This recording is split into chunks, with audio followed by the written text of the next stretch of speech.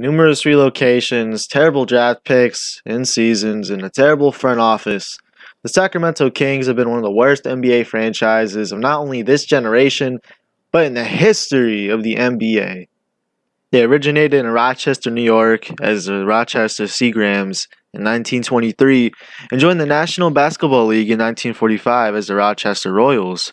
They soon jumped to the Basketball Association of America, the forerunner of the NBA, in 1948.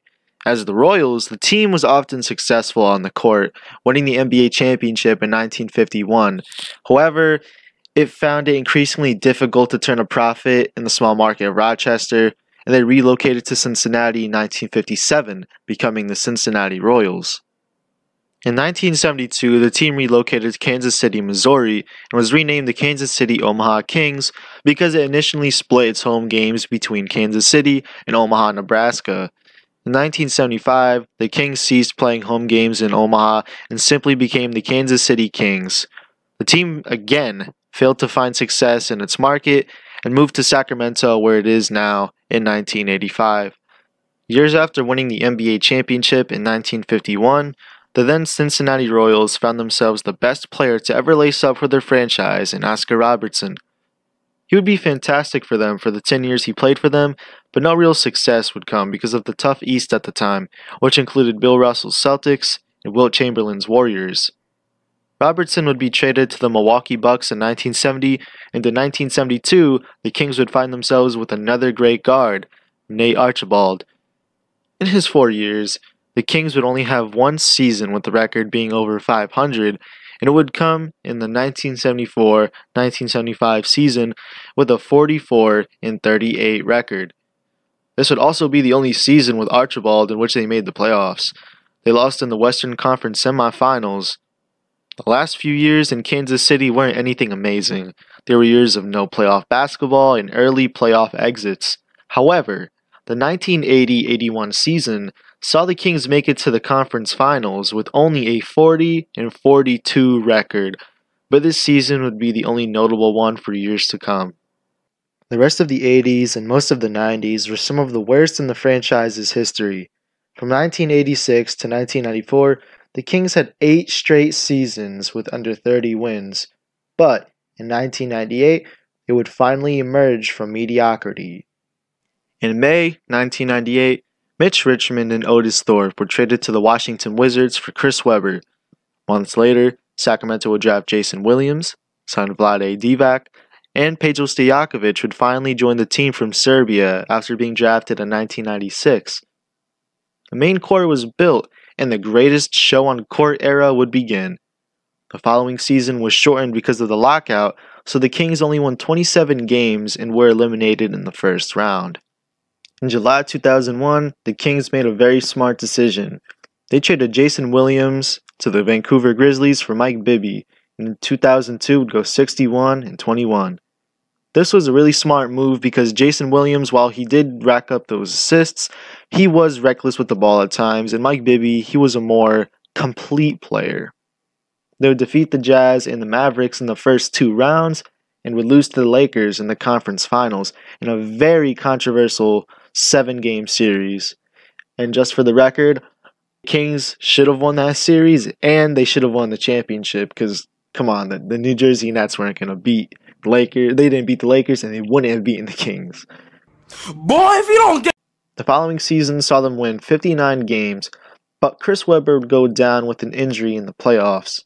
He returned in the middle of the 2004 season, but wasn't the same player, having lost his athleticism and speed. The Kings lost in 7 games to the Timberwolves in the semifinals, and this would be the last season where the Sacramento Kings were relevant. Sacramento would still make the playoffs for the next 2 years, but it was clear to see they weren't the same team anymore.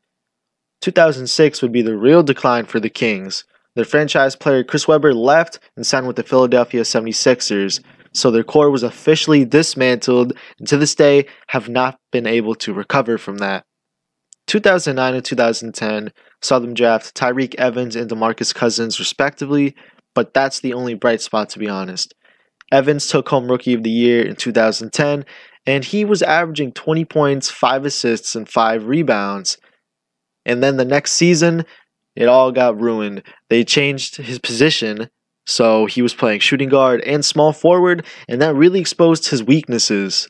He was so dominant at point guard because he couldn't shoot, and because he couldn't shoot, he would use his size as an advantage, and that really worked. But since he couldn't shoot, he really struggled at shooting guard and small forward.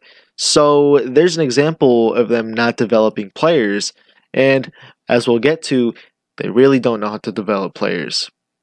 Cousins was fine for them too, but they were never able to build around him properly, and the most games they won with him was 33. Sacramento was notorious for failing to make smart decisions in the draft and developing the players they select. Thomas Robinson, Nick Stauskas, and Ben McLemore were all lottery picks who had their careers ruined by the Kings. Jimmer Fredette was also a waste of a trade too. Isaiah Thomas was the only great pick by them, and he was taken last in 2011, but they messed that up by not thinking he was worth an extension. So they signed Darren Collison to replace him. In 2009, Sacramento would only win 17 games, their lowest amount of wins for a season. The terrible seasons are also attributed to the many coaching changes that have happened. Mike Malone, their only good coach, was fired in 2014 after starting the season 11-13.